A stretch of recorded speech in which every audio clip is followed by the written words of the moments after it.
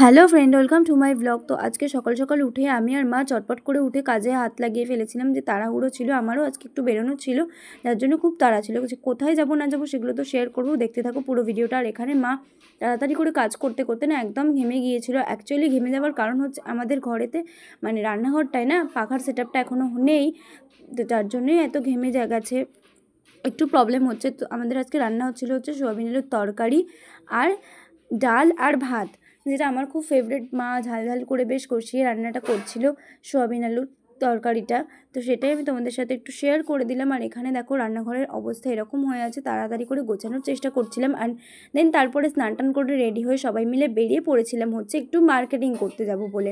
তো এখানে দেখো সোনামা আমার গায়ে হেলান দিয়ে বাসে বসেছিল, অ্যান্ড মা দিভাই সবাই যাচ্ছিলো। তো গিয়ে না আমি ঠিকঠাকভাবে কোনো কিছু ভিডিও ক্লিপস নিতে পারিনি, আসলে ভিড় ছিল অনেক, যার জন্যই আমি ভয়ে ফোন যে বার করে ভিডিও ক্লিপস নেবো, অত ভিড়ের মাঝখানে কোথায় পড়ে ঝরে যাবে আর কী হবে। এই কাকুটা না ভীষণ পিছনে লাগছিলো, তাই তোমাদের সাথে সেটাও শেয়ার করে দিলাম। অ্যান্ড দেন দেখো আসার পরে আমরা প্রায় 6 ঘন্টা টাইম নিয়েছিলাম সমস্ত কিছু শপিং কমপ্লিট করতে। আর আমার মুখ চোখ একদম শুকিয়ে গেছিলো, আমি ভীষণ পরিমাণে টায়ার্ড হয়ে পড়েছিলাম। তো এসে আমি না মুখ হাত পাটা ধুয়ে আমার একটাই মনে হচ্ছিলো যে আমাকে কেউ শুতে দেয় আর আমি একটু ঘুমাই, এত পায়ের যন্ত্রণা হচ্ছিলো। 6 ঘন্টা একভাবে এদিক থেকে ওদিক ঘুরে ঘুরে শপিং করতে জাস্ট নাজেহাল অবস্থা হয়ে গেছিলো। তার মধ্যে হচ্ছিলো বৃষ্টি প্রায় 1 থেকে 1.5